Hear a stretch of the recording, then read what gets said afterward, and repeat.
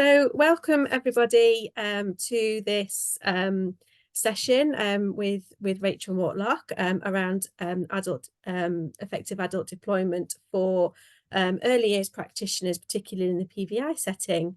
Rachel, thank you very much for joining us once more for delivering this session.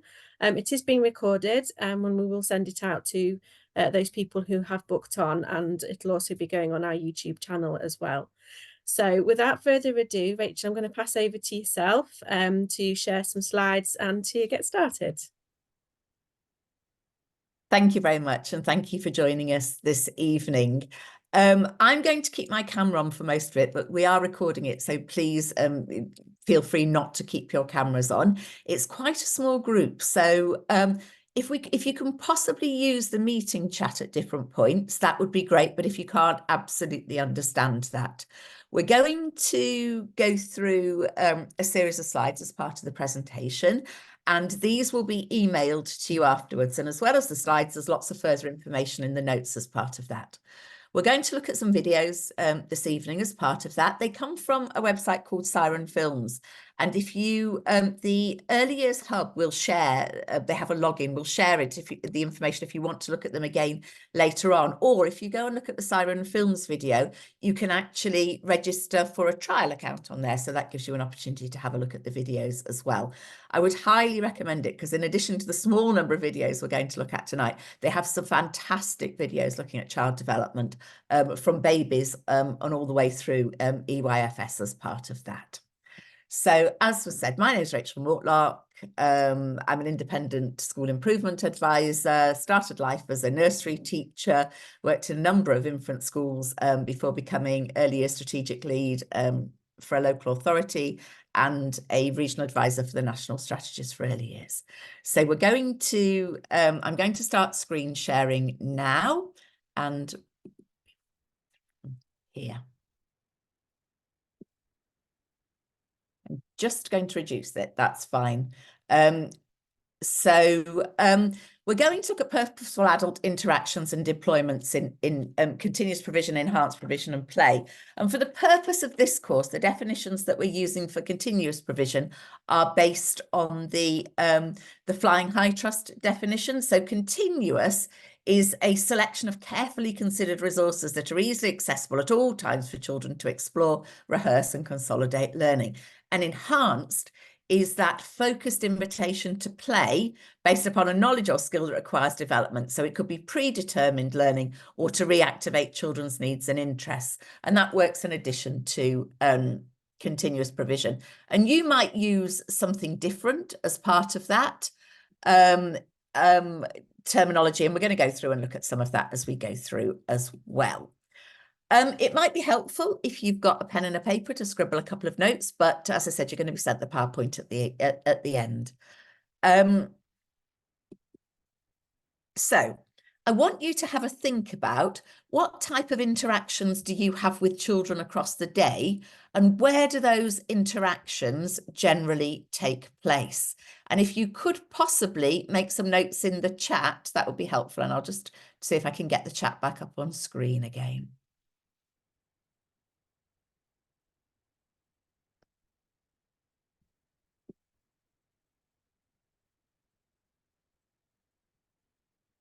So I've got the chat back up on the screen now. I don't know whether you can see that. If you can possibly add some notes to the chat, do. But if you could have a think about what type of interactions do you have with children during the day, and where do those interactions take place?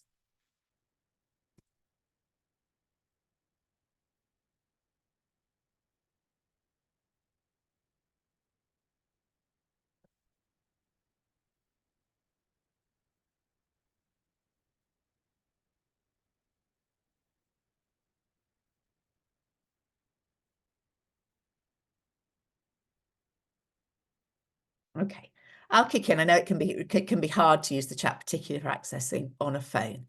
I think that it's really important to think about that we're constantly interacting with children. And one of the things that I always think about, I travel a lot on buses, And I think about that part where you get on a bus and you're looking for an empty seat. You get on the bus and you look for an empty seat. And the difference between the person who smiles at you or the person who shows from their body language that they might not want to engage with you.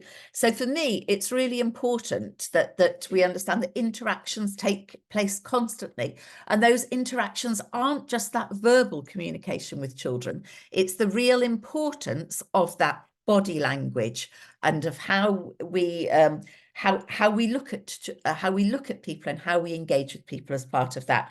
So interactions take place constantly and they're not all verbal. And one of the things that there's a risk if we think about the kind of interactions that take place with children, and we're going to look at some research as we go through, but what it shows is quite a lot of the interactions that take place with children are around functional things. So managing behavior, managing the setting, managing routines as part of that. So for example, ensuring that a task is done. Have you washed your hands? And are we managing to do that, or are we really managing to tune in to children and have those really detailed, longer conversations with children? Because from birth onwards, children want to interact, and it can be through words, through body language, through facial expressions, through how we smile at them, like the person on the bus, the songs that we sing, how we show that we care, how we read a book to them, even the way that we move with them. So one of the things that I like to think about is how can every interaction that we have with children enhance the experience of that child. And so we're going to look at some videos and some examples of this as we go through. And I think it's quite important to think that there's a if we think about the DfE have a reading framework which looks at how to develop effective reading for schools, but from foundation stage, key stage 1 and key stage 2 and actually beyond that now. But it talks in there, and it's also reinforced in some of the Ofsted blogs that have come through, about a language-rich environment is one where adults talk with children throughout the day. Because the more children take part in conversations, the more they will understand once they can read, and the more vocabulary and ideas they will have to draw upon when they can write. So we're going to go through, we're going to look at some more examples of these. So one of the things that I think it's really helpful to think about is to think about your setting, because they're all different, and to think about the opportunities for communication. So we know that we want to create really stimulating environments for children, but if we want to stimulate conversation, we also need to think about how we've got some quiet spaces, or spaces where adults can also talk to children. And it might be different within your setting, and everyone's different as part of that. But for example, we're going to look at some videos around book corners and book spaces. And if we have something loud, like the sand or the water next to the book corner, then it can really limit the opportunities for conversation within that. And it's also thinking about the noise levels and making sure that there are spaces where we can really engage. So one of the things that you can do is think about your space, your setting, and think about where in your setting do you have opportunities to talk to children? Where do children talk to each other? And where do you have opportunities not for just those quick exchanges, but for those deeper conversations and those deeper interactions? And if we're thinking about that, then it helps us focus in those, how we plan the environment and those opportunities for conversation. And I've been doing some work with a nursery, which has been really interesting. So because I'm an advisor, when I go and visit, I only ever see a snapshot of what's happening in a setting. But we went to do some observations with the leader, and we noticed that in the middle of one of those the rooms, there was a really, really big video screen, absolutely enormous. And it was being used for programs. Children were sort of mark making against it, doing design programs. But one of the things that they noticed, and we talked about it, was that actually, although the couple of children who were doing it were engaged, there were a lot of children standing around watching. And when I spoke to the early years lead and the practitioners, what they said was actually it was a really difficult area within their classroom, because one of the things that they felt they spent a lot of time managing behaviours there, and that actually a lot of children congregated there and they didn't go out into the other areas, and they felt that they were spending an awful lot of time just managing behaviours within it. So I said to them, well, this is only a snapshot today, so have a look at how it's used over a period of time. So they had a look and they noticed that the screen was also being used to tell stories. So they were putting video stories on, and also it was being used for quite a lot of the dance and music opportunities. And they had a reflection on that, and it's fine to use to have a whiteboard or to use IT with children, and it's fine to use them to tell stories, and it's fine to use them for music, but actually not if that's all the time, because actually it can limit opportunities. So if we think about singing, if we're watching a music video that might have singing on it, it goes through at a set pace, it repeats, and it's always the same. But if we think about when we can get real interaction with children, it's in those opportunities where we might be singing, we might be twisting the words to bring in the voice of an individual child. We might be praising a child who's doing really well at something. We might be repeating something because we want children to do it again in terms of those music and interactions. We'll be twisting it and we'll be changing it as we go through. So actually, it's quite important that children have opportunities to do that. So one of the things that they decided to do was to switch it off. And apparently the first few days, there were some children who were slightly lost in terms of that. But what they've noticed as they've gone back and looked at it is that's completely changed the dynamic of the setting. So instead of children being congregated in one space, and instead of a practitioner having to spend a lot of time managing that space, what they've noticed is that children are more in the other areas of provision, and practitioners have more time to be in the areas of provision. And they've looked at the monitoring of the amount of language that's being used, and they found that the conversations and the amount of language has significantly increased. So it's thinking about your setting and thinking about where is the language strongest, and are there any areas that we think might be limiting language, and just have a small scale practice at changing something and seeing whether it increases those opportunities for conversation. This is taken from the EPI research, which was longitudinal research, which looked at high quality early years provision. And what they found from that research, which then went on to inform the Labour government's education policy and certainly strongly informed the 2006 EYFS, and strong aspects of the 2000 EYFS framework are certainly there in the 2021 one. But they found that what came at the heart of the strongest provision was that face-to-face interactions. And what they found was that the best interactions, so they were looking at sustained shared thinking, and we're going to investigate what that is, but really high quality interactions that move children's learning forward were more likely to happen when children were in one-to-one or in child pairs, and they were less likely to happen when it moved into small groups, and in the case of reception classes, when it moved into whole classes.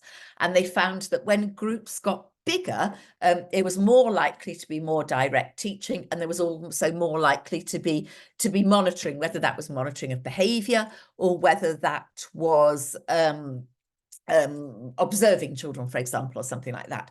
So if we want really high quality interactions with children, then it's looking about how we use our time across the day, and particularly thinking about how we get opportunities to have individual one-to-one time with some children or small group time, and that we don't always automatically rush to have the children as a larger group, because a larger group can limit those opportunities for that those interactions and those teaching. And when I first trained as a teacher, one of the things that I was told to do or suggested that we do at college was every Friday afternoon to write down a list of all of the children in our class, and the children who came last on that list were the ones we had to make sure that we focused in on the next week, because there are some children who get lost in settings, and making sure that we focus on all children and we make sure that they have our time and they have those opportunities to talk to us and those high quality interactions. And it's something that I did all the way through. I was a nursery teacher originally, but it was something that I did all the way through my practice and really helped sharpen that. So if we're looking at how children learn, they learn through so they learn best when there is a mixture of child-initiated play and focused learning. And they also learn through unstructured play, so play without adult support. But to a certain extent, we already are giving support because we've planned the environment in which they're playing. So we've planned the space and we've planned the resources, and the environment also supports in that. So if we're thinking about that, and we're thinking about that in more detail, then we need to think about how we group our day and how we group our week to enable this to take place. And one of the things that the EYFS statutory framework says that as children grow older and move into reception, there'll be a greater focus on teaching the essential skills and knowledge in the specific areas. But actually, when we move into this balance between this child-initiated play and this focused learning, where we have an intention and we're guiding children, can still be really playful, and it can be experiential for children. So it can be playful in adult-led activities as well as in child-initiated activities. And so we need to think about how we give children an opportunity to have a balance of these. And the research that supported the EPI project said it's not enough to create a stimulating environment and let children play. Adults need to actively teach children. And by teaching, I'm using the definition that it's there in the Ofsted handbook, but it talks about that teaching isn't that top-down model that you might remember from secondary school, but it's how we have interactions with children during planned and child-initiated play and activities, how we communicate and model language, how we show, explain, demonstrate, and explore ideas. How we encourage question, how we recall things that have just happened, and how we provide a narrative for what they're doing as part of that. And last summer, I was on an aeroplane, and it was a 3-hour flight, and opposite me there was a little girl who got on, and she got on with her family, and she had a mum and a dad, and she was immaculately turned out. She had little pigtails in her hair. She was very well dressed. She came on carrying a little pink rucksack, and she sat down on the plane in the middle seat between her parents, and they strapped her into the seat. And then as we started to take off, her mum very briefly handed her mobile phone to distract her, but with no sound on, very considerate of the needs of others. And then during the journey, at one point, they asked her if she wanted a drink, and they got her bottle, and they gave her a drink from the bottle, asked her if she wanted to go to the toilet. She didn't, as part of that. And as we were coming into land, they got down her bag again, and they gave her a lollipop. And I presume that was sucking it because to make sure that her ears didn't pop as she was coming into land. But at no point during that journey did they talk to the child about what was happening or about her experiences. She was clearly well cared for, but all of the conversation was functional. So they didn't talk about the plane or the seat or the seat belt. They didn't talk about the cabin crew. They didn't talk about where might they be going, or what did she think was happening next, or could she remember when she'd been on another plane.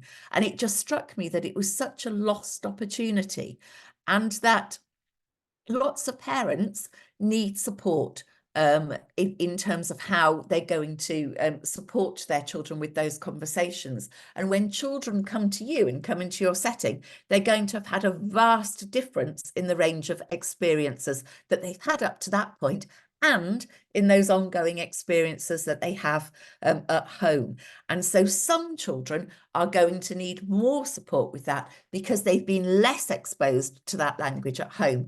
And I also think that we have a really important role in terms of supporting parents about how to talk to their children and how to have those high quality interactions with their children. And remembering that children learn through play, through adults modelling, through guided learning, and through direct teaching and that direct supporting of children. So we're going to have a look at the first of our videos in a minute. It's taken in an early years setting. As I said, they're all available on Siren Films, and you can have a look at them. As we go through, have a think about what it is the practitioner does in this. If you can use the chat to make a few notes, then do, but I understand if you can't.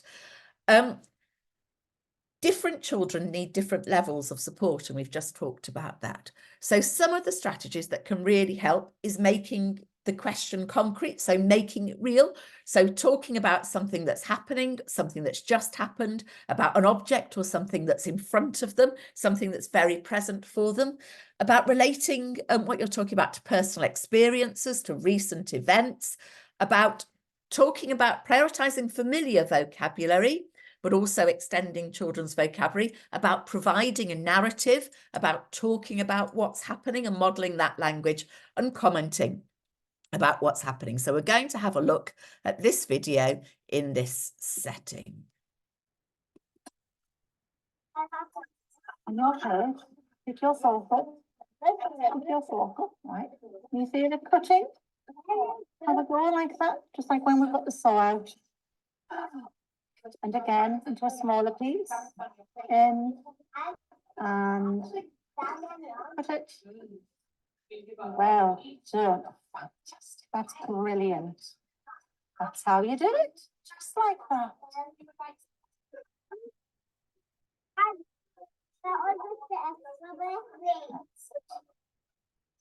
That's a big spoon, isn't it? Yeah. Do you think it's the white spoon for carrots? No, should we try a different spoon? We just try a smaller spoon. Try that? Can I just take that out of the way?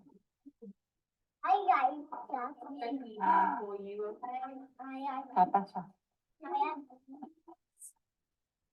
So what about you? What have you been through, Jude, this morning? I just by the view. I just will talk up on the beach. In the beach? What did you do in the beach? I just spent sand in the water. Where did you get in the water from in the garden? I didn't was any water in the garden. Because it's so wet. It's all wet, is it? Sand or wet?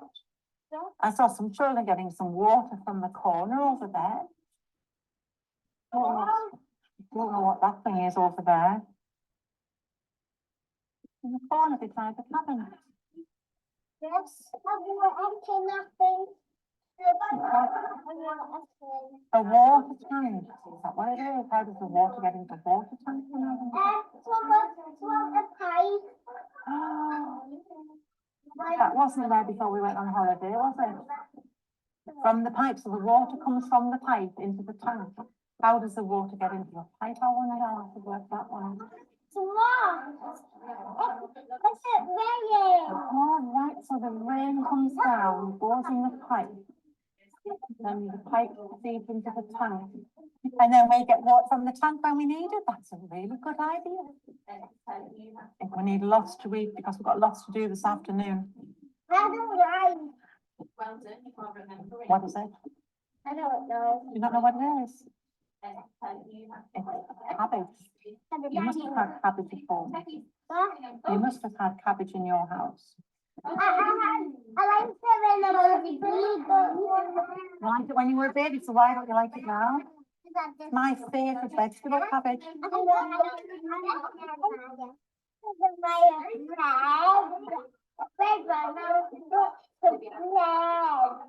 Bread rhymes with bread. Bread, bread for bread. Brenda. That's a brook, yeah. I know a brook. That's a vegetable. Brussels sprout. And then, are you sure you're finished? Right, you've got to split your plate. I think you could eat a little bit more. Jude, are you waiting to get some bread? Yes. And remember to hold your plate and scrape it with your foot. Yes. Yes, you can.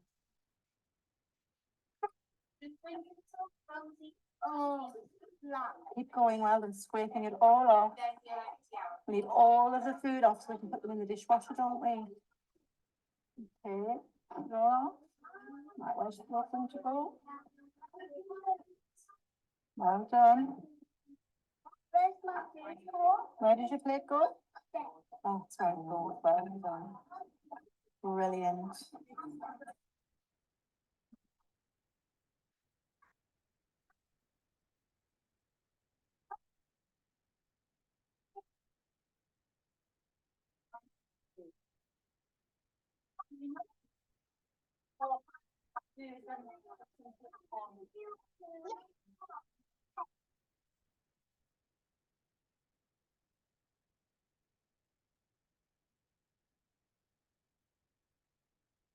So what kind of things did you notice in terms of, just stop it a second. What kind of things did you notice there that the practitioner was doing in that session? Have a think about what you saw. I'm just going to stop and see if I can manage to get the chat back up. Okay, that's fine. Just checking whether, right, that's fine. So I'll tell you some of the things that I noticed and some of the things that other people have commented on for that video. So I think first of all, the thing that struck me most, I spend a lot of time looking at lunchtimes in settings, and it can be a really difficult time. There's a real luxury of adults in that. So if we're looking that actually the children are grouped at a table, they're grouped where they're sitting at a sort of family-sized table. They're sitting with an adult. There's one adult to 4 children in terms of that. And that's clearly the way the room's been set up. I don't think it's been done just for the video. I think that what we saw in the engagement with the practitioner is that she's sitting with the children, she's eating, she's modelling expectations with them, she's showing the little boy how to cut with the knife and fork. She actually has different interactions with the different children because they're all at different levels. I think some people have sort of said, oh, but she does focus on the 2 children nearest her, and she definitely does. I think that's quite an interesting thing to think about as well, that actually I work with quite a lot of groups where they might have 8, for example. They might be sitting having lunch with 8 children. So, but it's still possible for a practitioner to sit at the table to eat their lunch alongside the children and to rotate the children during the course of a week or a period of time, so that actually all of the children get a chance to be those who are closest to the adult and to have that closer conversation with them, while still modelling, because there were definitely points when the other children joined in as part of that. I don't know whether you heard in the background, but one of the other practitioners said, well done, you're remembering. And that was really important. So the conversation built upon what was happening now, the food that the children were eating. She extended their language, talked about carrots and talked about Brussels sprouts. The children did some playing with word games and developing that word consciousness as part of that. She did some thinking out loud, sharing her thoughts. I wonder what, she asked some questions about the water and what might be happening about there. She really showed respect in terms of her body language. She showed the children that she was interested in what she was saying and she was listening to them, and they responded really well to that.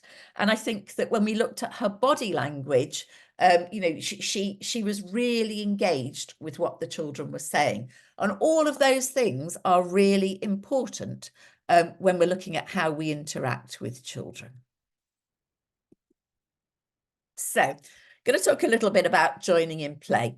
We have absolutely all got it wrong. We have all managed to, I'm sure you have, I'm sure there's times when you've managed to interact, wanted to join in play with children, you've joined in that play with children, and it's just stopped that play straight away. I remember when I was a teacher, we had, I always have a home role play, because I think it's really important, because all children have an experience of home. It might not all be the same, but they all have an experience of home. And one of the things that we can be really guilty of in role play is taking the role play beyond the children's immediate experiences and their understanding, and pushing too far.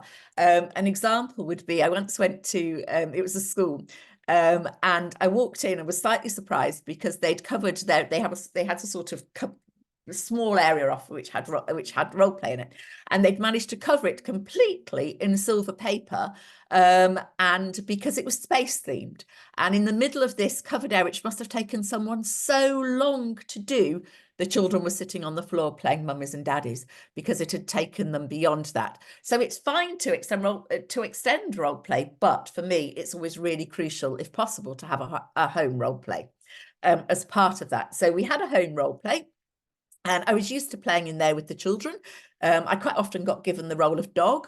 I had quite a big grey coat at the time. And so indoors or outdoors, I'd almost always end up being the dog in the role play. Quite a skilled role, I would say, being the dog.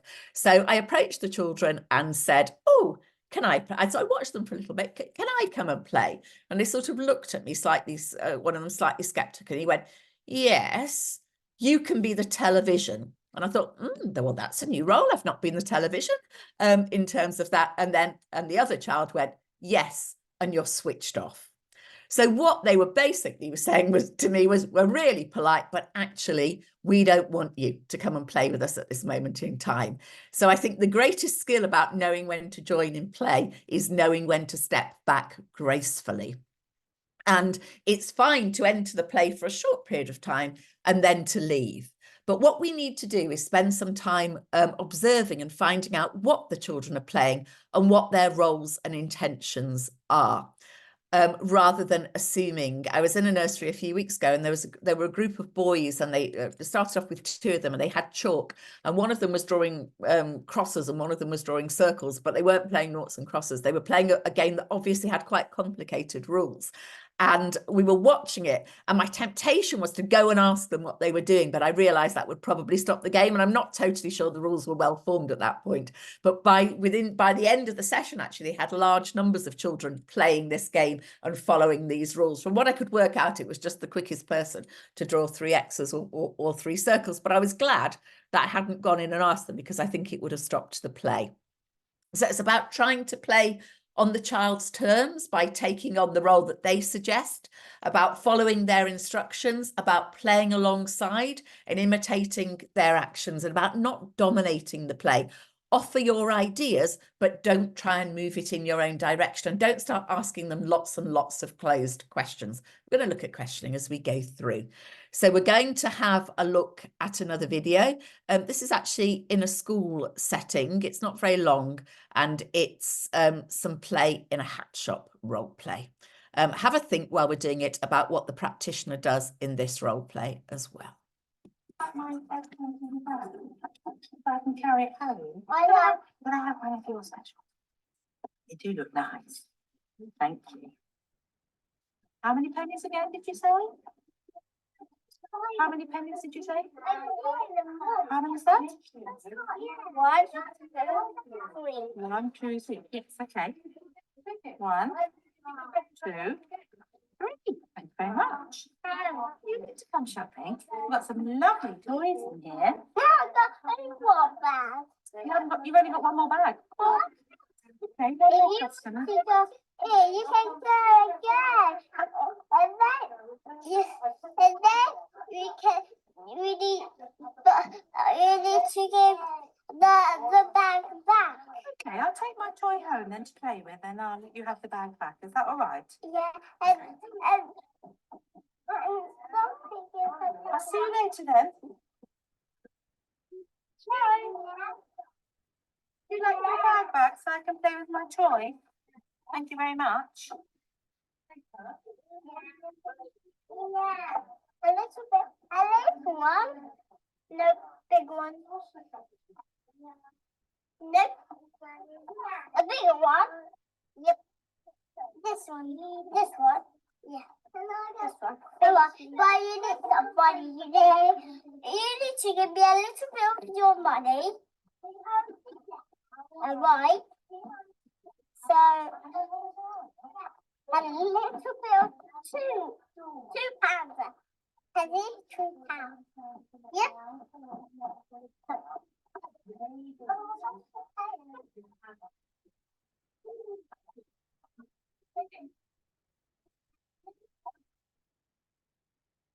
Hey, well, what's a bag? A bag? Yep.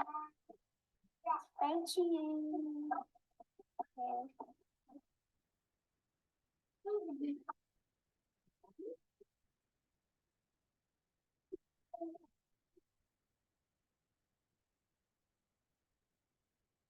So what we saw in that video was that the adults started in the play. They were down at child level. They were taking a role in the play. They were, through that play, they were taking the direction from the child, but they were also modelling the examples as part of that. But they didn't feel that they had to stay in the play for the whole time. They moved on. I think you could see her walking around in the background during later on during the filming. But what we saw during that was that that some of the language, the counting around the money language that the adult modelled, and the putting the toy in the bag, for example, we saw the child coming back to use that later on during the play.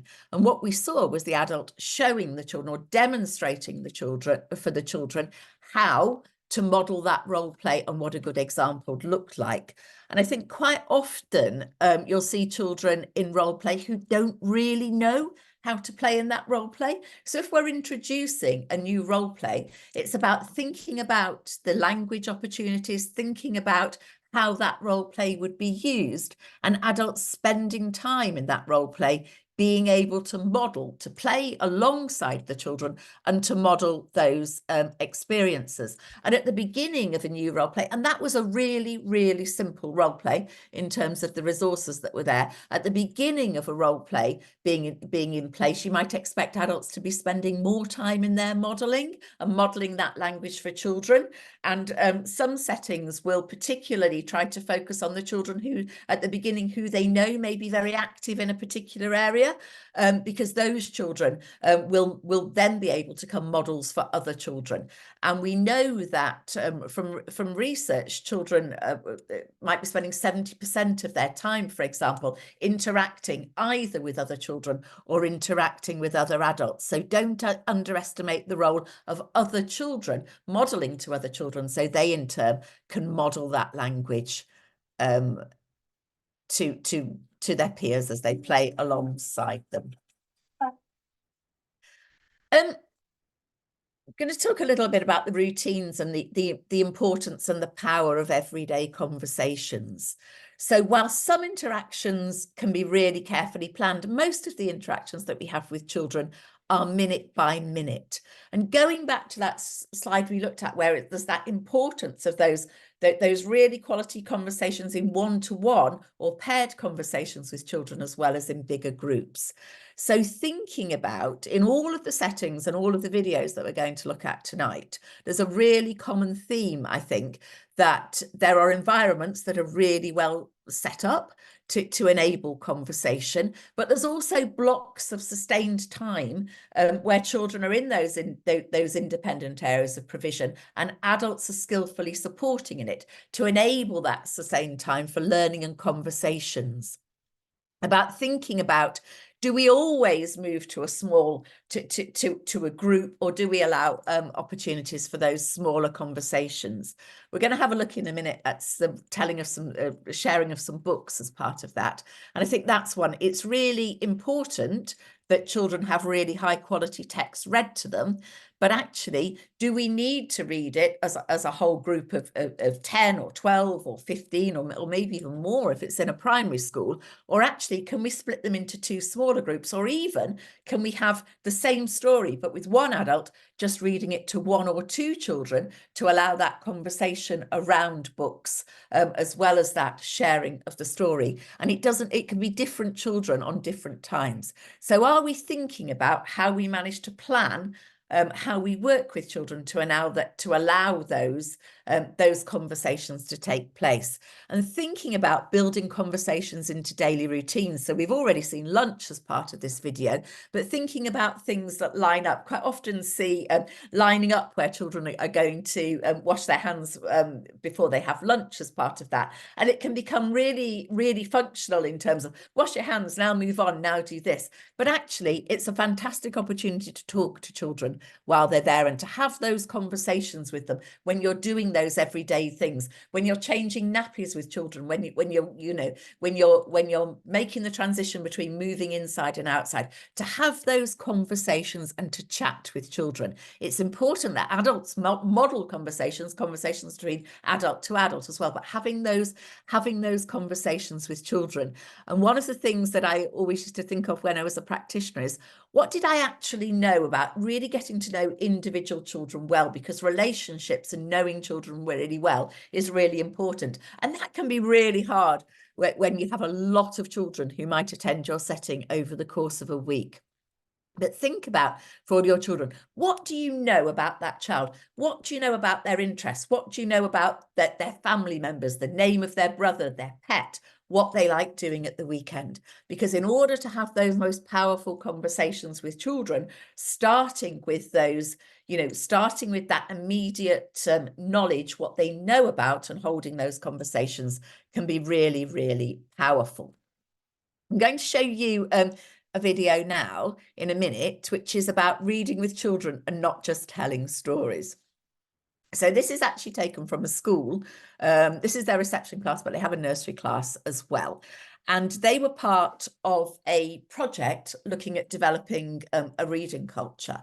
And one of the things that came forward really strongly is that if we want children to have a real love of reading, it's not just about telling stories to children. That is really, really important. But actually, it's opportunities for children to talk about books and to share books. And there's a big difference between reading a book where you'll hold it up and the children can see the pictures, to that really high quality of sharing a story and talking about a book with an adult. So one of the things that they looked at really carefully was, do they have a space where adults can sit comfortably with children?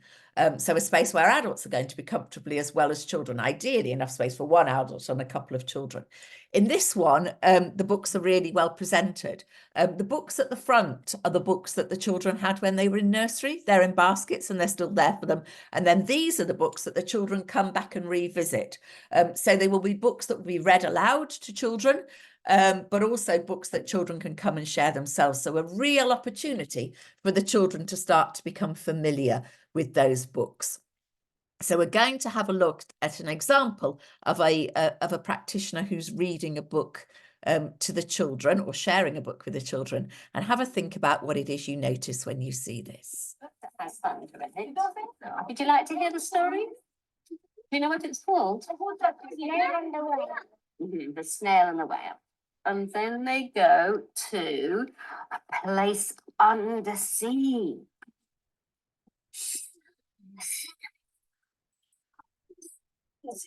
We have shark teeth. We do have shark teeth. But babies don't have shark teeth. But when they get back. When I was small, I didn't have teeth. You were doing that when you were born. And then they grow. Not all of these creatures have shark teeth.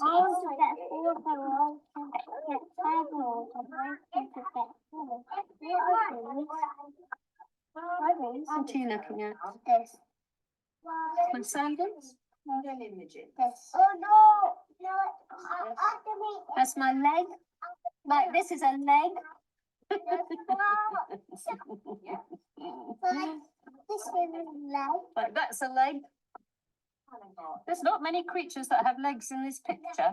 Yeah. I can see one with claws. I think that's a lobster. Don't have that. Goats have legs. Do sharks have legs? Yes. No. Wings. Fins. Fins. Do starfishes have legs? No. Yes, look.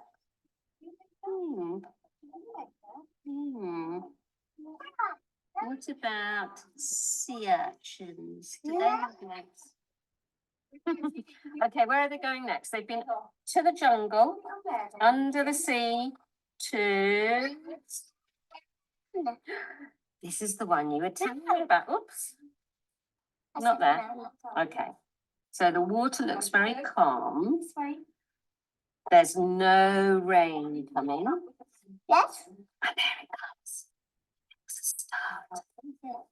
Look at the lightning in the sky and the waves crashing against the rocks. They're not flat anymore. They're crashing. Look, the whale's going a bit further down into the sea. Do you think he's hiding? Do you think the whale likes thunder? Yeah? No. No, he doesn't. What about snail? Does snail like thunder? No. But snails don't like thunder. Don't they? But parrots like thunder. Parrots. Some people like thunder. Do you like thunder, Dong? No, not when I'm sleeping. Ah, not when she's sleeping. That's the daytime I don't mind. That's great. But big ones like all thunder. about food. Do you mean grown-ups? Eating all the days. Some do, some don't, But Heidi. little ones. But we're still little. But we have got to Mm. growing up. And when you're grown up more, do you think you might like thunder more? No, it's not going to change your mind. Like you've grown your... Stop. It has stopped. It's moved on somewhere else. Stopped here. Has it stopped in our pictures? I turn it over. Yeah, there's no thunder. No, there's no thunder here. There is a very big brown bear.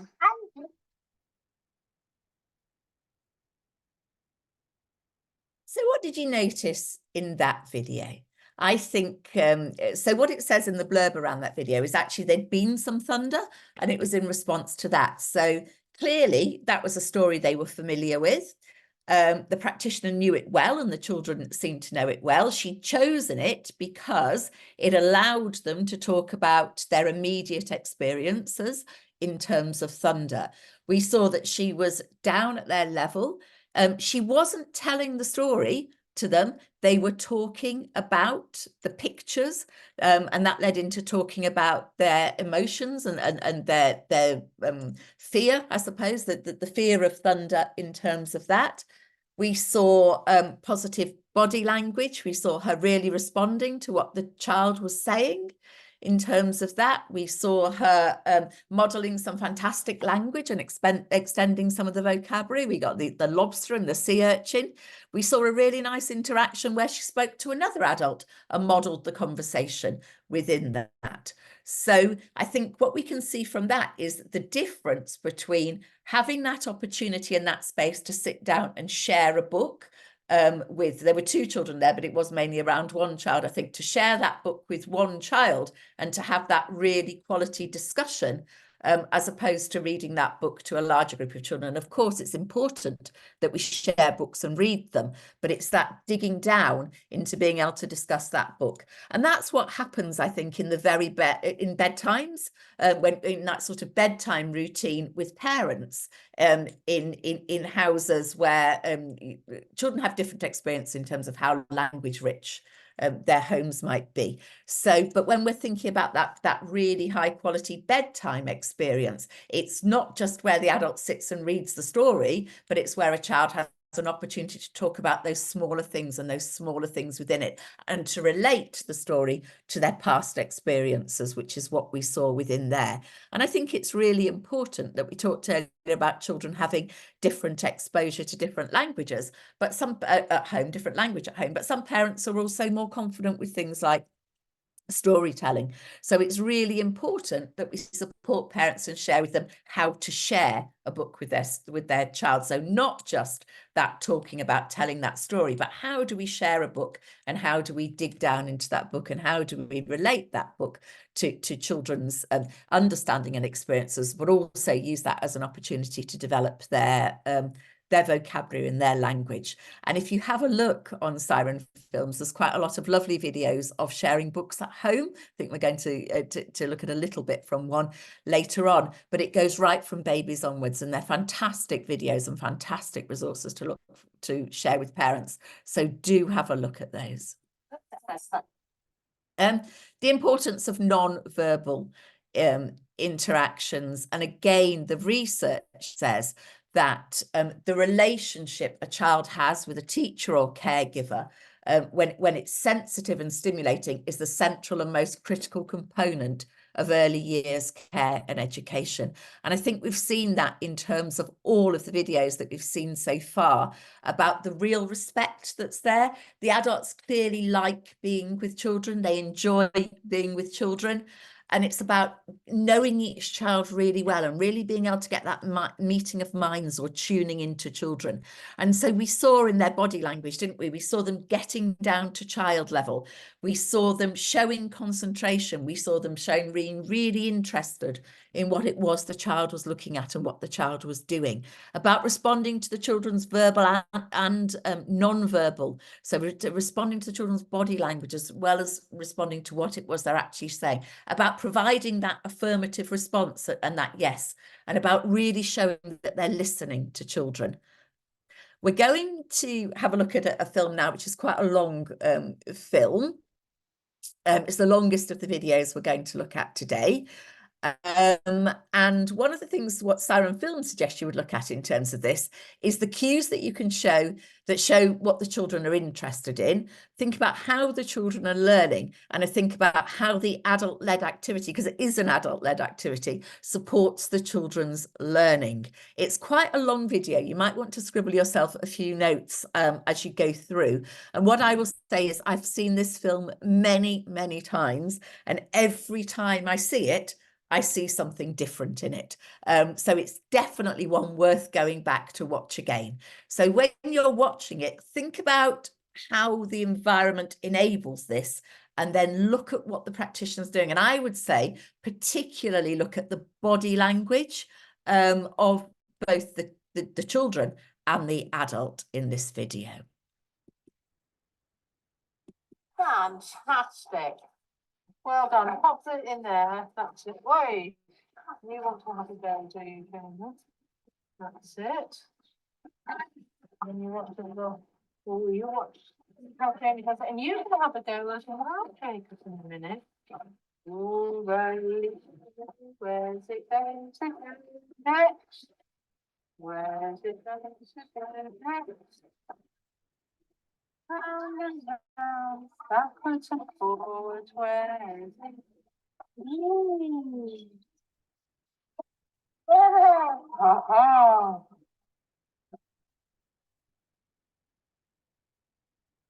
happened, Jamie? What does that feel like, Jamie? Whoa! Did you see the two on the floor, on the table? What do you reckon? On the table. That's okay. Whoa. Well done. Lovely. You want to put that one back in there? Wow. That's fantastic. Would you like to have another go? Yeah. Would you like to choose?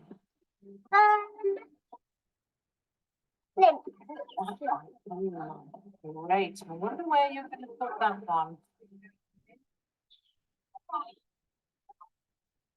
Quite tricky to get it out, isn't it?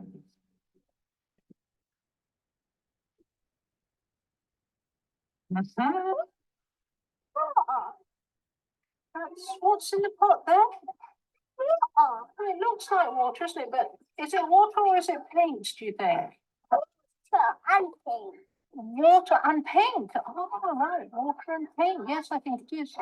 If you stir it with a fork, will it all mix in? No, that's how we made the paint. Yeah.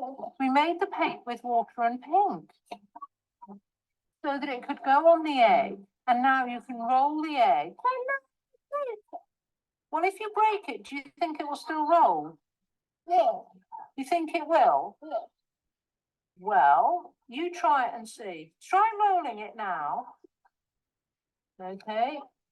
Then what will happen if you break it?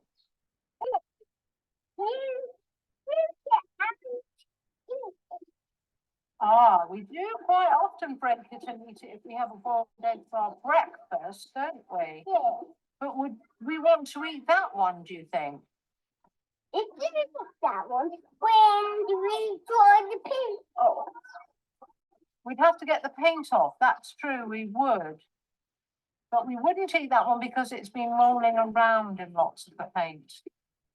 And we wouldn't want to eat the paint, would we?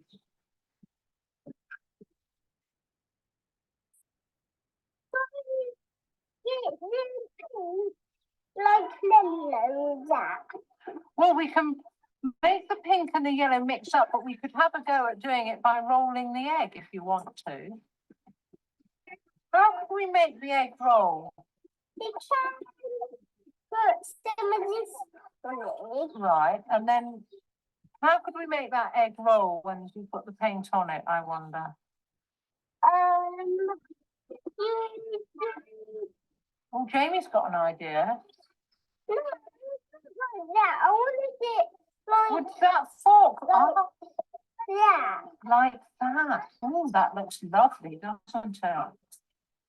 Then you can choose where it goes, can't you? Yeah, So which way are you going to make the egg go next? this way. That way, right across the paper, up. You're going to go up to the top or down to the sides? Oh yeah. That's to the side. Yeah. Yes. And we put some more paint on the egg. Which way round should we do that?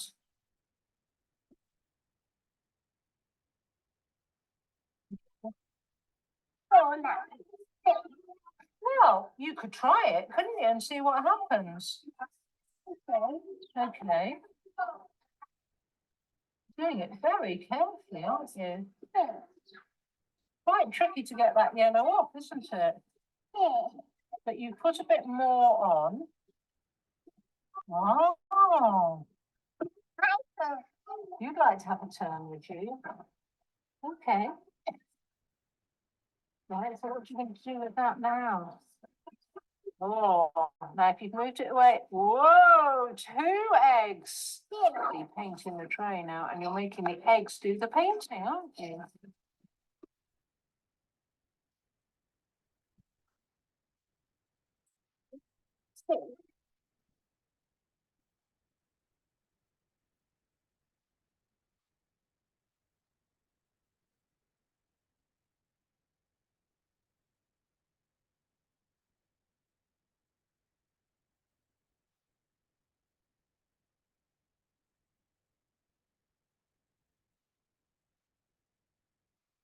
Oh,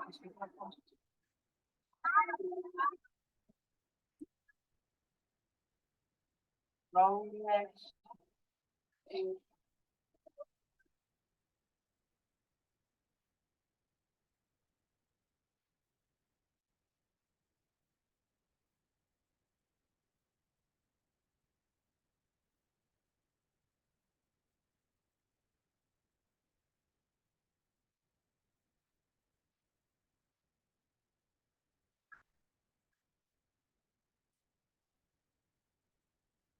Roll the eggs.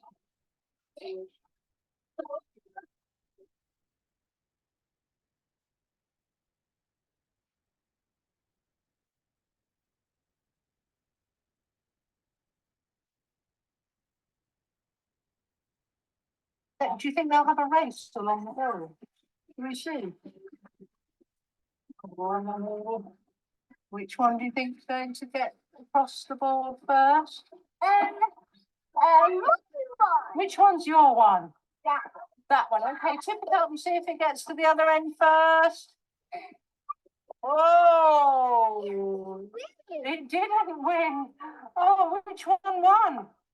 That one. That one. Oh, do you think we should have another race? What about those 2 there?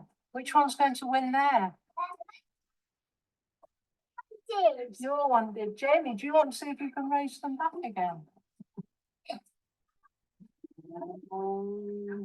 Which one came down the hill first? That side. And which one? Ooh. You could have another race and see which one wins this time.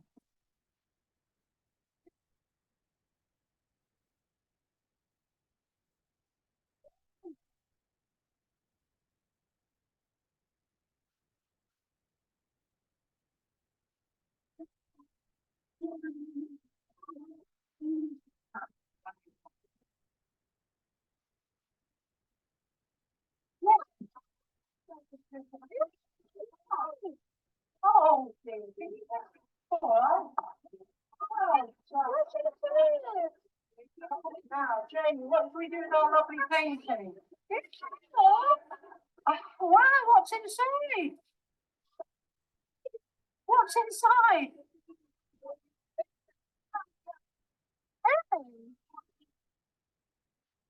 Oh, what does it smell like to you? It is like scrambled egg, you're right. Jamie, what do you think it smells like?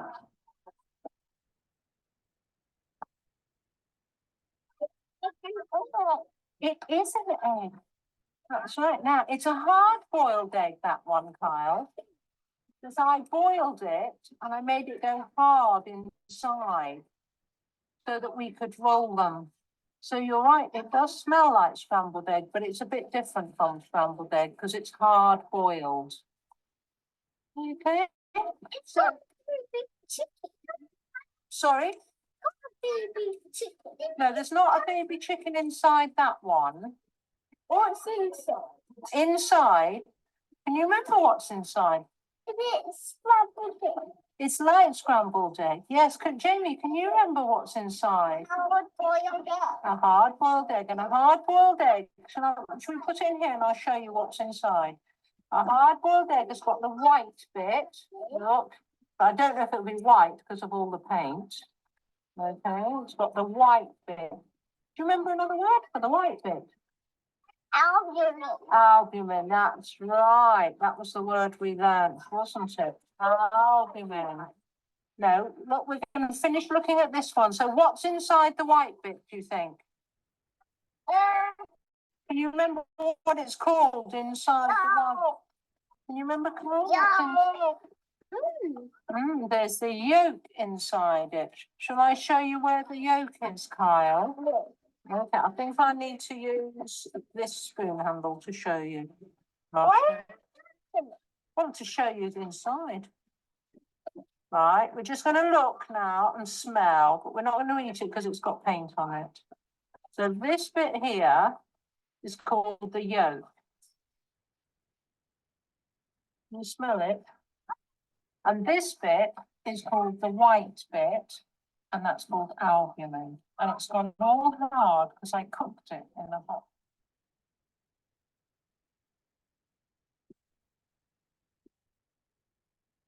Wow, every time I watch that, there is just so much in there.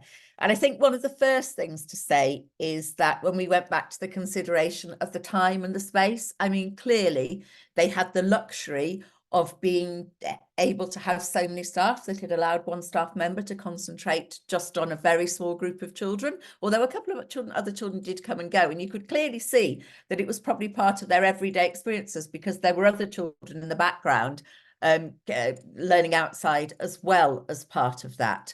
And also I thought it was quite interesting that it was a focused activity outside and that there was a quiet space, so it was definitely held within a quiet space outside as well. But as I said, every time I watch that, I see something different in terms of that. So what did we see?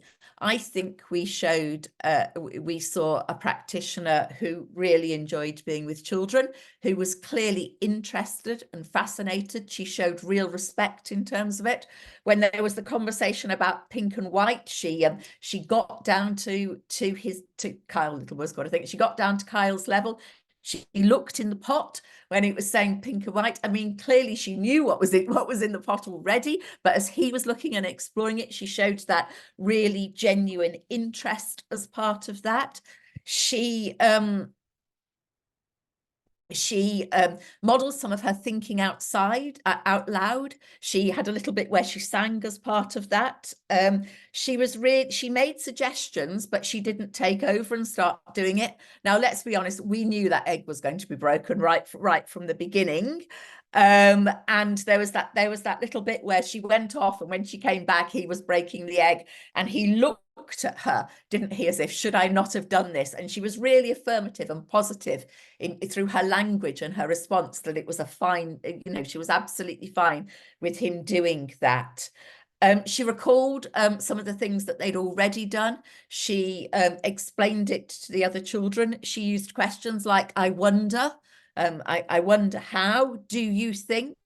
What do you reckon? She responded to their non-verbal as well. She was prepared to go with the flow of the child. When it went down onto the floor, the child wasn't particularly speaking very much at that point. When it went down onto the floor, she said, oh, it's gone down to onto something like, you know, it's gone down to the floor. Is it going to be on the floor? Oh, no, it's come back up to the table as part of that. There was lots of eye contact in terms of what she was doing. And as I said, she had the luxury of being able to concentrate on just a couple of children as part of that. She also let it flow. That videos, you can see from the amount of paint in the tray that it's actually been edited down. So it was presumably a longer sequence than that. So she went with the flow of it and let it continue. She also let there be silence. So there was some time when there was silence and she didn't say anything, or she just said an odd word. She didn't bombard the children. We're going to look at closed and opening questions, but she certainly didn't bombard them with loads of questions. When she asked questions, it was to elicit a response and to deepen the thinking of the children. But she was also fine, and she didn't keep pushing if they didn't answer in terms of that.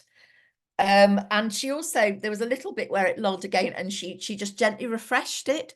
So she said, let's see if they can race along, I think, in terms of that. So that got the learning going again. And I think, as I said, every time you watch it, you see something different in terms of what's on that video. If you're watching this as a recording, we're about halfway through, so it would be a good time to take a break in terms of that. If you're watching this live tonight, we're just going to take a break of about 5 minutes. If you want to come back in 5 minutes time, chance for you to go and get a cup of tea or a cup of coffee, and we'll be back and start again in about 5 minutes. Thank you, everybody. Thank you very much, everybody, for coming back. Something else we didn't talk about from that video that's going to take us into the next session, which I thought was really interesting, was her use of language and that development of vocabulary. The little boy right at the beginning said, and he said it more than once, I think, he said lello instead of yellow. And the temptation is to rush in and correct a child's vocabulary, isn't it? But she didn't do that. She modelled in the sort of next sentence, or very shortly after, yellow, and she used the word yellow with him again as part of that. But I think the thing that hits people most when they watch that video at the end, because they were young children, was the use of the vocabulary, and those children had clearly been exposed to that vocabulary before.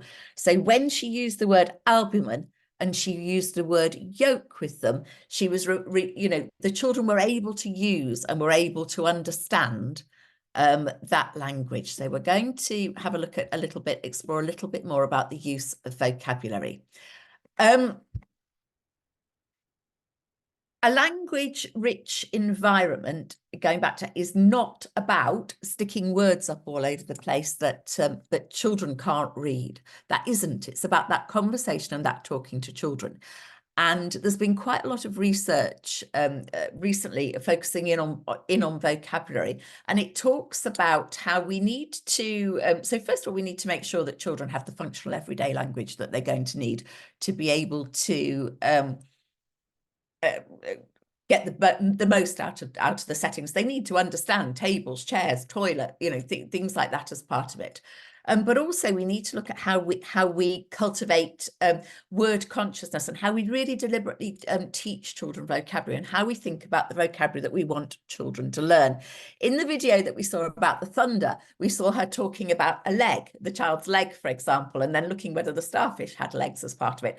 But actually, children need to understand that we can have a leg on a horse. They have their own leg. There might be a leg on a table, on chairs, and as they get older, they might understand about a leg being, you know, part of a journey, for example, a leg of a journey. So lots of different vocabulary can have lots of different meaning. And a few years ago, I was looking after a school that had really high deprivation, had about 70% of the children eligible for free school meals. And we were looking at how we could give a much wider curriculum to the children. So we arranged for the foundation stage nursery reception year 1 to go to the sea, and they came back the next day, and I was in the year 1 classroom, so they were 5-year-olds, 6-year-olds, and they'd brought back some buckets and things that they brought from the sea. So they'd got some buckets with seaweed in it, and they'd got some seawater, and they'd got some shells. And I sat down and talked to the children about the, and I said to them, oh, what's this? And we were sort of talking about what they'd done yesterday, and how, and they were telling me about they'd gone to the sea and they'd collected the shells. And I picked up one of the shells and said, tell me about this shell. And they said, it's a shell. And that really struck me, because it was a razor shell clam, so one of the long thin ones that you quite often find at the sea. And actually it struck me that they had mussels and they had whelks and they had razor clams. And it's really important that we use that vocabulary when we're talking to children, and we really try to extend that. So on the screen, I've put some of the language that we might use around sand, for example. So, you know, how it touches, how it feels, squelchy, clammy. We play around with language. Children love playing around with language, the language of squelchy, for example, as part of that. And this is a picture from, this is actually a reception class in a school, but they have the same in their nursery as well. And it's something I've done quite a lot with provision as well. So they don't spend hours and hours making displays. They don't stick words up everywhere that children can't read. What they do is, this is actually just a laminated piece of A4, and it has key vocabulary on it. And what they do is it wipes on and off. So they will pull out the language that they want adults to use in that area. And the language might stay there for a while. It might only stay there for a couple of days. It might be, they might come across a word in a story and they might put the word on there. They might think, if they're thinking about the little boy Kyle, that actually they particularly want to use the word yellow with him, for example, as part of that. So they scribble it on, and it's there for the practitioners. And it's particularly valuable when they have quite a lot of students as well, so they can see straight away the language that you might use within there. But it's not hundreds of words, it's not fixed. They try and relate it to children's experiences and adapt it all the time in terms of that. So really reactive to the needs of the children. This is actually around home role play. They have a home role play, and they've moved Goldilocks and the Three Bears into this role play to live. So they wanted to talk about imagination, character setting and story as part of that. So we're going to watch just the first part of this video, and this is actually in a home setting. But we're going to look about the sharing of a book with a child, and then we're going to look about the language, and we're going to look about how the child takes that language into their independent play. The way children learn from books expands as they begin to make up their own stories and experiment with the language they hear in books. Into the light of the night kitchen, where the bakers have baked till the dawn, so we can have cake in the morn. Mix Mickey and batter, chanting. What did we say again? Milk in the butter, milk in the butter. Stir it, scrape it, make it, bake it. And they put that batter up to bake a delicious Mickey. Sam's listening both to the plot of this story and the sounds of the words. It's gonna be bagged away. Yes, isn't it? So he skipped from the oven and into bread dough, all ready to rise in the kitchen. And he kneaded and punched it and pounded and pulled. During his play, he makes up his own bakery and draws on the language he's heard from the book. Mixed it, punched it. Used it and kneaded, punched it, and kneaded. And they put it in the heat. He put it in the window, back a wire. He put it in the wire. Because he couldn't have it that. Now, what happens when children have So what we saw in that video there was clearly it was a book that he was really familiar with. He was sharing it with his mum at home. She gave him she asked him what had happened next in terms of it. He could see the pictures as part of that. He was really clearly really familiar with that story. And that book, if you're not familiar with it, has some absolutely great language within it. And we saw that it also had some words that had different he really explored the language. Some of the language sounded really great. And we saw when he went into his independent play that he was using that language. And it's a really important thing. And I find that the malleable, if you have a malleable area, so a Play-Doh maybe area within the setting, it can actually be an area where some of the best language takes place. So adults sitting at the same level with children. And one of the really important things when we're playing alongside children, or when we're alongside the children, is that we try and play at their level, or we play just slightly beyond their level. So if we're thinking about that in terms of Play-Doh, when they're at a sort of early rolling or pinching or pulling stage, that's what we're doing, and we're using that language along it. We might be talking about pulling or kneading or pinching or shaking or shaping as part of that.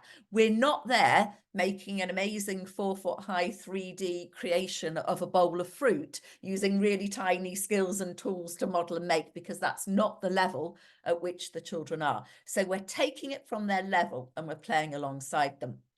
I did some work with a setting a couple of years ago, and we looked at, we did a lot of work around areas of provision, and at making sure that adults were actively playing alongside children. And I went back to see how it was going, and they were in the there was an adult in the a Play-Doh area, and they had a book about donuts, and I thought, well, that doesn't look like the most exciting book. And she was showing them some pictures of some donuts, and they were sort of talking about it. But actually, I then watched them for almost 20 minutes, and she sat there with a group, and it was a group of 5 or 6 girls and her. And they worked alongside it. They talked about what they could see in the pictures. So they had practical examples, I suppose, of donuts in terms of that. But they talked all the way as they talked along the line as they were going. She was talking about rolling and pulling and making the shape. Then she went on to talk about, had they ever eaten donuts, and that experience. She talked a little bit about how they were cooked and how they were baked. And at the end, the donuts that they'd seen in the book had really fine sort of sprinkles on the top. So by the end, the children were using sort of squeezers and tiny tools to make tiny donuts. And I spoke to her afterwards, and I said, you know, it's so different from how your role used to be. And she said that, first of all, how much more she enjoyed her job, because she now had opportunities to spend quality time with children, but how much better she knew the children, and how much more interaction she had with them, and how as a result of that interaction she felt that she was able to contribute more to the learning of the children. And it's really important that we have adults in the setting who really enjoy being with children, and that the routines of the day allow adults to have that time. So it's just as important to be playing in the Play-Doh with a child as it is to be leading a maths activity, for example. So these are taken from a setting that has children from, it is a school setting, but it has an early years setting as part of it as well. It used to be a children's centre. It has probably 200 children aged between 2 and 5, and they don't theme their areas of provision. And the reason that they don't theme, and it's absolutely their choice, is they want children to be able to go back and revisit and consolidate their language and vocabulary. Now that's quite interesting, and that's why it's really important if adults are able to extend children's learning in those areas of provision. Because if you maybe think, I don't know whether you have a area for block play or construction, or a space, or you can bring out boxes of construction if you're the kind of setting that comes out and gets put away again. But if you look at that generally in settings, what you'll find is it's generally boys, and it's generally the same boys every day. And they will go to what they're familiar with, and they'll really enjoy it. There's a risk that if children do the same activity time. We want them to be able to revisit. We want them to be able to go back. We want their learning to extend as their skills and knowledge develop. But there is a risk that sometimes play can become low level and it can become very repetitive, and children aren't being extended as part of that. So that's when it's really important that in the role of adult, that we can go in and add an additional dimension to that or extend that. And we're going to look at some examples of that as we go through. But what's interesting in this is they don't theme, but they have an interest area, if you want, within it. And what's the really important bit that you can't see in this picture is that the role of the adult. So when these areas are introduced, they're really thought-provoking in terms of it. One of them's the tadpoles, you can probably see in there. If you go into the setting, then there will be an adult there talking to the children about it. So the adult will be spending time talking to the children, linking it to their previous experience, lots of photographs to look at, because photographs can really bring it alive for children. Lots of discussion about how they link it to previous learning. In the autumn, they'll have gone out and collected some of the things themselves as part of their walk and their routine. So although they don't theme, it's really important that the adults have thought very carefully about the language that they want the children to learn through these different through these different areas of provision. So it's not casual. They've thought about what it is they want to learn. And we talk about an engaging, stimulating environment. And you can see at the beginning, there's a chap there. I don't know whether you can see him here, but this is one of my favourite resources that I bring out when I'm talking to practitioners, and I get them to talk about what it is or why they think they might know what the little creature at the top is. And generally ask them to talk about what he looks like and what it looks like and what does it remind them of. And generally, eventually they say, oh, it looks a little bit like a wombat, or it looks a little bit like a kangaroo, or it looks, and we have that discussion. What it is it's called a quokka. If you Google it, you'll find lots of pictures of George Clooney smiling with one. It lives on a particular island off Australia. It's the only place that it's found. So if they say it's like a wombat or a kangaroo or koala bear, they sometimes say, that's really interesting. It's a fantastic word to play around with, quokka, isn't it? But children need to be exposed to that vocabulary that goes beyond. So actually, if you see in these pictures, I've got a herd of cows. Well, actually, they're not cows. Well, they are cows, but they're not just cows. They are cows, they are bulls, they are calves, they are heifers. There's a Texan Longhorn, there's a Friesian as part of that, there's Highland cattle. So it's really important that we think about that and we use that really ambitious vocabulary. And going back to the pictures of the shells, we can see there we've got some mussels and some oysters, and they've both got limpets on them as part of that. So but the important part is it's those conversations, and it's much easier for children to talk about, particularly children who are more reluctant to talk about something that's in front of them. If I asked you to sit here and write something now, you'd probably go, oh, I don't know. Some of you might manage to write straight away, but some of you probably wouldn't. But if I gave you the big green dinosaur who's there in the middle is a T-Rex, I think, and asked you to write about that, you've got something concrete. You've got something there in front of you that would enable you to do that. And it's same with the conversation, getting the children to look at the objects and to talk about what it is they see. And as they're doing that, you are feeding in that extended vocabulary and extending their vocabulary as part of that, responding to what the child's saying and talking through. So when you're thinking about planning for the language, plan for ambitious language to use with the children. You've probably heard a lot about the importance of asking opened questions and the balance between open and closed questions. We do need to ask closed questions. We absolutely need to. If we're asking a child, how many fingers am I holding up, or how many counters have I got, there's very definitely an answer. And closed questions tend to collect information or check whether things are right or wrong. And normally they can be answered by a single word or a short phrase. If we want to create critical thinking if we want to have really high quality engagement with children, we need to ask questions that can't just be answered really simply, but need to promote backwards and forward talk. And some of it depends on the age of a child. I would say that we tend to ask younger children probably slightly more closed questions as well to support them with that language and vocabulary development. I think I certainly do. But we also want to ask them open questions. Some of those questions don't have a right or a wrong answer, for example. But the purpose of them is to really encourage discussion. And it's really important that we ask questions that give control to the child. So the example in terms of this is, which toy do you like to play with the most? So relating it very much back to that personal experience of the child, starting with something that they can talk about from their, either going back to that lunch video, I suppose, that we've watched, where they were talking about what they'd done that morning in the setting, what they were going to do the afternoon, what it was they were actually eating at that moment in time. So linking it to those experiences of the child as a starting point for that conversation can be really, really powerful. And when they did some research and they looked at it, they found that actually only about 5% of all questions asked were open questions, and there was a tendency towards closed questioning, or to questions which were more around managing situations, I suppose would be a good way to describe it.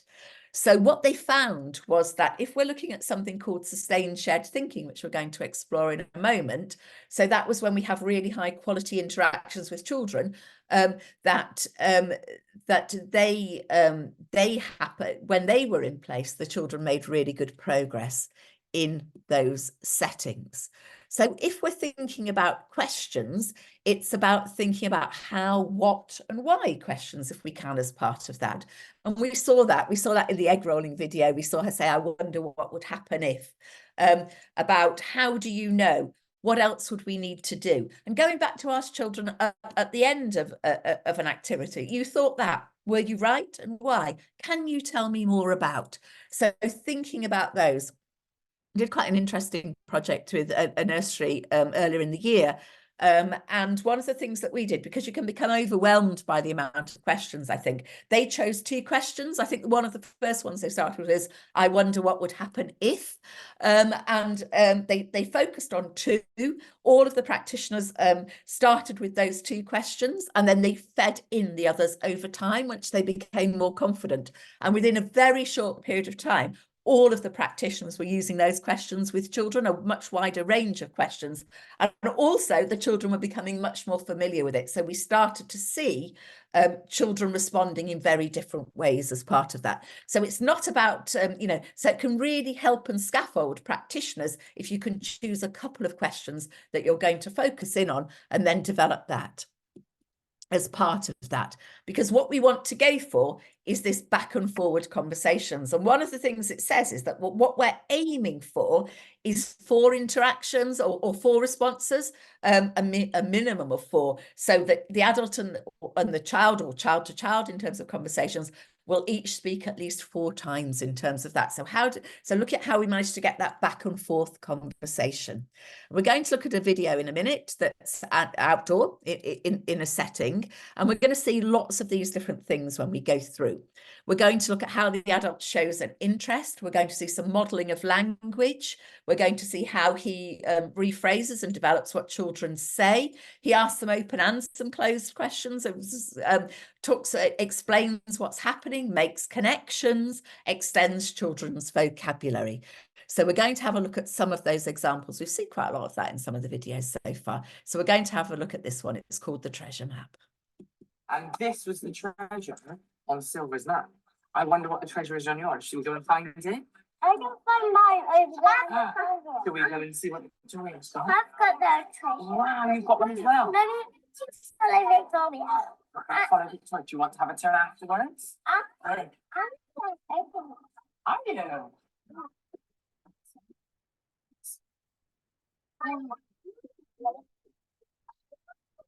Golden bells. Golden bells. Yeah. We need to find Victoria. Where did Victoria go? I'll show you. No, you go quick. Where is she?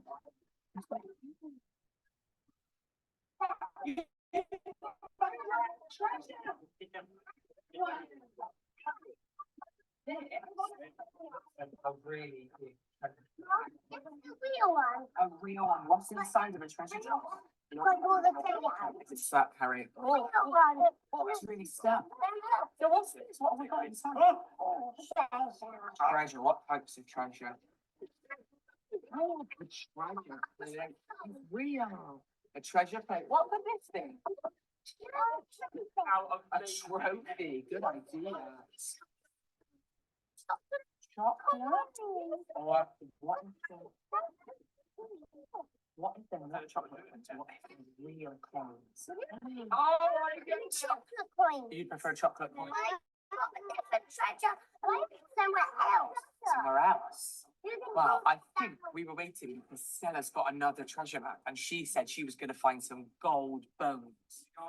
But I don't know where they are because we've got to follow your map. Can you show us the way? I know where they Down the street? No, no. No, not down the street.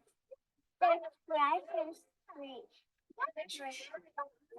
Where's Treasure Street? Do you know? Yes. Oh, that one on there. Do you know where it is in the garden? And this, and over the river, and through the cave. Yeah. And that's how we get to the, Gentle on my head, honey. Gentle. Yeah? and that's how we get to the treasure. Oh, do you think you can show us where to go? Perfect. We're going to follow Stella. Go.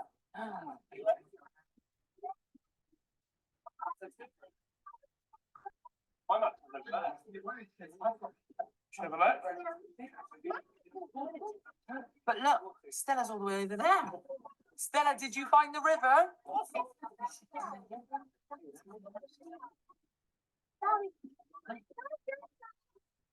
Still going, we're still going. The shark.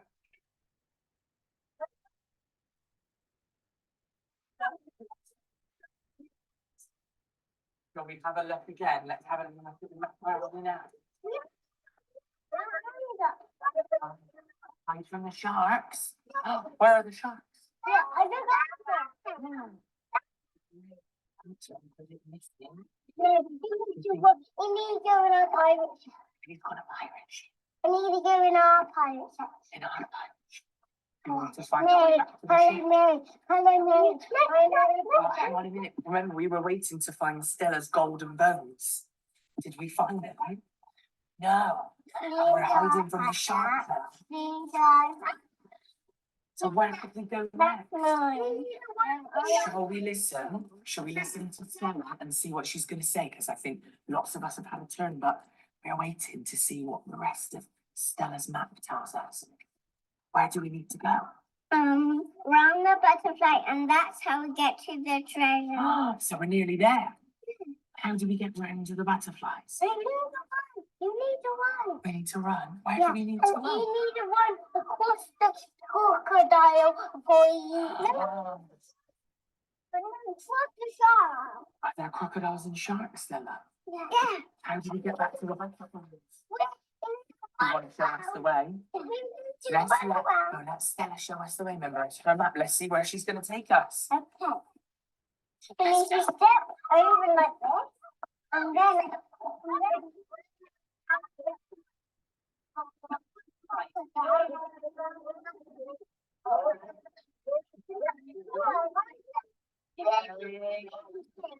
Are we still stepping? Oh, Crocodile, where's the crocodile? no. Oh, I stepped on the crocodile. Am I okay? Yeah. That was close. Are we nearly there? We're nearly there.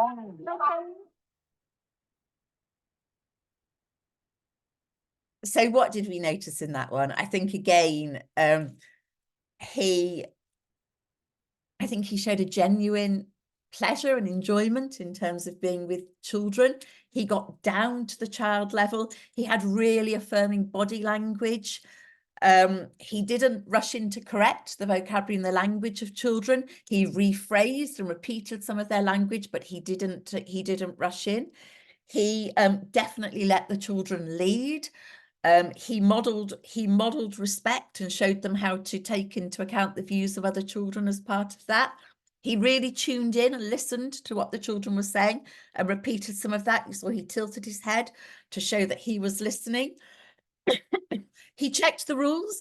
Are we still stepping? So he didn't try and take over the game. And again, when one of the children said to him that he'd stepped on the crocodile, he didn't sort of am I okay? And then they said yes and carried on. If they'd said no, I wonder what would have happened then in terms of taking it. So I think that, he joined really sensitively into that play and went with the play and direction of what the children were doing. Really important. And this was the treasure. So we're going to go on just to talk about sustained shared thinking. So sustained shared thinking was I think it was in the 2006 EYFS, and it came back and has been mentioned again in the most recent version, I think in Development Matters and in some of the resources around that. There's a picture at the bottom of a killer whale. And I'm going to tell you a story about a killer whale. So I was in a school in Birmingham, and then I was going on a walk around with the head teacher, and they'd done a lot of work on their outdoor play area, and it was a shared nursery reception outdoor play area. So we went into the outdoor play area, and they were a group initially of 3 boys, and they had an open, something that probably you do all the time. They had an open drain pipe, and they had a deep bucket of water at the bottom, and they had one of those adjustable stands, and they had some little plastic fish. So they were taking the plastic fish and they were pouring water on them, and the water was taking the fish down, and they were landing in the bucket. I'm sure it's an activity that the children had done time and time again, and they were really familiar with it. They were working collaboratively. There were clearly lots of rules around it, their own rules, sorry, the rules that the children had in terms of how they worked. So the way in which they played with it. And then a little boy came over, and he was clutching quite a big toy, and it was a killer whale, so appropriate obviously in terms of that. And he got the killer whale and he put it towards the top of the drain pipe, and another child poured the water, and the little fish went down. Well, in fact, they got stuck behind the killer whale, but the killer whale didn't move. And so there was some debate about that as to why the killer whale wasn't moving. So I didn't know the answer to that. Well, I did I knew I was sort of going back to O-level physics that it had to be something about the size of the object. So the killer whale, so the killer whale was definitely the object we were using. The child was very committed. The killer whale was not being swapped out. He wasn't moving it so they could carry on with fish. It was staying there. So it had to be something about the angle of the drain pipe and or the amount of water, the force that was coming down behind it. But I didn't know how much water we needed to get the killer whale moving, or what angle that drain pipe had to be at in terms of that. So sustained shared thinking is when 2 or more individuals, so it could be an adult and a child, it could be 2 children or more than 2 children, work together to solve a problem. So we had a problem that we needed to get the killer whale down the drain pipe, and the little boy was absolutely insistent it was going down. And we had to solve that problem between us. Now, at this point, the head teacher wasn't particularly helpful because there was a bucket full of fish at the moment. So we were all there looking at this killer whale, and I was watching to see what they were doing and having a think about it. And he was trying to say to them, how many fish are there in the bucket? Shall we count the fish? And the children just ignored him. And then he said, can you pass me 5 fish? And one of the children sort of half did that. But that wasn't the focus. That wasn't what was interesting and engaging them. They were really fascinated in trying to get this killer whale down this tube. So I watched them for a little bit and they had a go. And I just said, I wonder what would happen if we had more water. And they didn't immediately respond to it. But then one of them said, let's get a bigger bucket and get some more water. So they went off and they got some more water. And with the more water, the killer whale shifted a tiny bit, but he still wasn't going. So they spent quite a lot of time trying to find more water and doing it. And I sort of threw in an odd question or an odd prompt. I said, I wonder if we could maybe adjust the drain pipe a little bit. Anyway, eventually we got down there. We had quite a lot of children helping by that point, and a lot of water. And they sent they managed to get the tube at the right angle, and the water was pulled behind it, and the killer whale went down into the bucket and splashed into the bucket with a whole lot of fish who were backed up behind him. And, you know, the children were really, really excited about this. And then the head teacher said to them, which one's bigger, the killer whale or the fish? And I thought, because that wouldn't have been my next step. My next step would have been, okay, we've done it through this.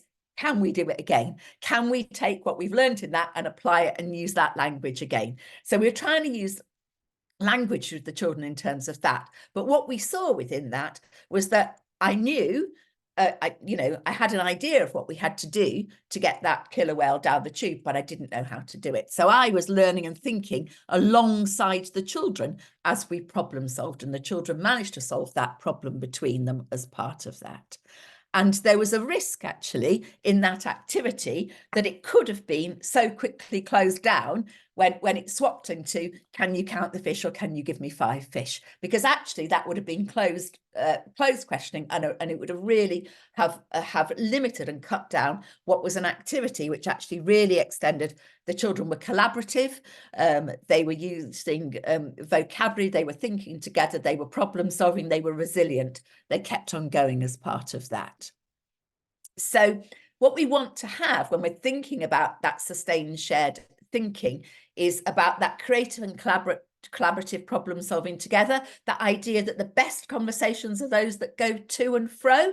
There can be a gap sometimes, you know, we can come back and have it, you know, it's fine to have silence in it and thinking time and come back to it as part of that. About giving children chance to elaborate and explain what they're doing, that's really important. And there as an adult, so part of your role is to summarize and reflect, or to throw in a little bit of extra thinking at different points and different times as part of that. So we're going to have a look at another video now. When people watch this video, I think one of the comments is that as with all of these, they aren't designed to be absolutely perfect in terms of this. They are really practical. We, you know, one of the things that I always say, I think I probably said at the beginning, is we get it wrong all the time. So have a look at this video, and I think you will probably notice some things that you might have done differently yourself, as well as some of the things that are in there. So we're going to have a look at this one now as well. Okay, do it. You coming? Dining.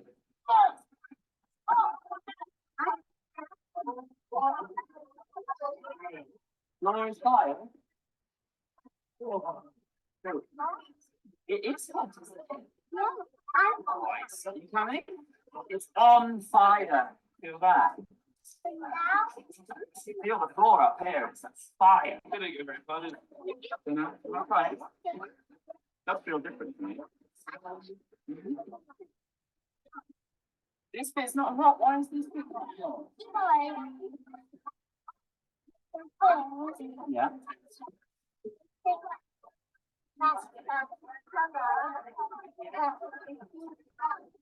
It's covered.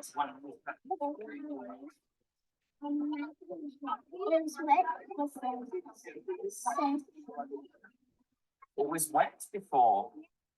Oh, and that's why it's cooler. It's not wet now. No. Dry now. On Why is it not so hot over there? It's more in the shade. This in the shade. Anything over here that's blocking the sunshine? This, the wall is stopping the sunshine getting here, and it feels colder or hotter? Colder. Blocking the sunshine getting down to the floor here. That's why it feels colder. Should we go and see what it's like over there? Yeah, Celia's saying it's more in the shade there.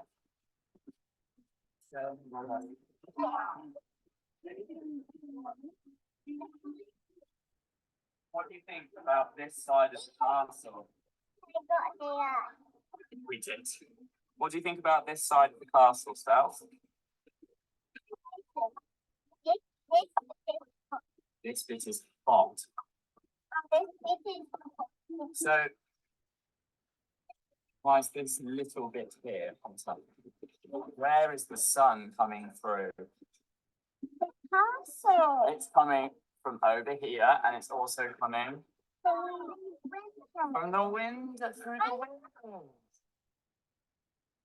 So if we're thinking about that video, going back to what we talked about at the beginning, most interactions are taking place in the moment with children. And if we'd planned a focused activity, maybe looking at shadow, we might have produced slightly different vocabulary within it. But if we're thinking about what he did with the children, that was really good. He was, again, it was about the environment, wasn't it, and the time that was there, and the number of adults, I'm sure, to enable that. And not everybody has that luxury. Absolutely understand that. He went to where the learning was with the children, so he climbed up into the castle. He got down to their level. He used appropriate vocabulary. What was quite interesting was it was the other child who came in and who introduced the terminology about shade as part of that. He recapped the thinking, so he repeated out loud what the little girl standard had been saying, and he added to that as part of that. And he didn't try and take over. He went with the flow and the learning of the children. So, you know, really recapping and extending that vocabulary. Now it's cooler as part of that, and talking through. So how do we support sustained shared thinking? How do we get those really high quality adult interactions? We've seen it in the videos all the way through, and we've talked about it tonight. So one of the things, it's about how we listen carefully. We show with our body language we're listening. We show a real genuine interest. You saw that. He gave it their whole attention, eye contact, smiling, affirming what the children said. Go back to that egg video. We really saw her affirming what the children were saying, inviting children to elaborate. Tell me more about this. I want to know. Recapping what the children were saying and rephrasing that rather than correcting, not leaping in to correct the language, but rephrasing it for the children and modelling the correct language. Clarifying their ideas. We saw that when he was suggesting about when they were looking about the cooler and wetter part of it, making suggestions in terms of that, really encouraging that alternative, that thinking, and developing children's thinking further. Asking open-ended questions, the how, the why, the what, as part of that. Modeling your thinking and modeling your thinking out loud for children, so that you're going through the process of what you're doing. So going back to thinking about that, and, you know, in that Play-Doh area alongside those children, making those donuts, talking to the children about what you're doing, modeling your own thinking out so the children can see the process of thinking as part of it. And I'm just going to leave you with this. This is a model. If you want a little bit more, you can find this online. But this is, it's from the Education Endowment Foundation, and they look at strategies that make difference, particularly for children from disadvantaged backgrounds. And they summarise all of this. It's printable as just one side of A4, but it's about, so they call it Shrek, so really easy to remember as part of that, but about sharing attention, showing a real genuine interest in the child, getting down to their level, thinking about the tone of your voice and how they tone it, how you tune into children, and about sensitively joining in with a child's play being the first stage, about how, once we've got that joint engagement, once we're there at that level and engaged with them, how do we respond to the child? And we've seen today so many sensitive, supportive and stimulating responses, adaptive to the needs of the child, not trying to rush in and dominate, but going with the lead of the child in terms of that, noticing how the child responds, not just in terms of what they say and how they communicate, but in terms of those non-verbal cues that the child's giving to us and we're giving back to them, being really aware of our body language and giving that affirmation to the children, about trying to get into that expansion, that back and forward rally of engagement, about not overly correcting. So, for example, a child in this example gives a one-word answer of dog, and going back and saying, expanding that, putting it into more complex language. Yes, it's a dog, or yes, it's a big brown dog as part of that. So introducing that vocabulary and modelling the language and those words for children. And finally, looking about how we get into that goal of that conversation where it's those back and forwards, trying to aim for those minimum of those 4 interactions and exchanges backwards and forwards. Talks about commenting more and questioning less, about using those open questions, those what, why, when, how questions, and about opportunities for adults to model those conversational skills with children so that children can use them child to child as well. And finally, in summary, I think it's really important. What I think we saw in all of this is that knowing each child as an individual, relationships really do matter. Not forgetting the importance of that non-verbal interaction, that affirmation that children seek. Right from birth onwards, children are wanting to build those interactions and their relationships with adults and with other children. So looking at, you know, giving that affirmation through non-verbal as well. About remembering that interactions are an integral part of practice. They're not a bolt-on. Looking for those opportunities throughout the day when you can really build in interaction for those into those routines. Thinking about the research that says that the best quality interactions take place one-to-one or in smaller groups. So valuing those one-to-one conversations and discussions with children as much as you value those larger group activities as part of that.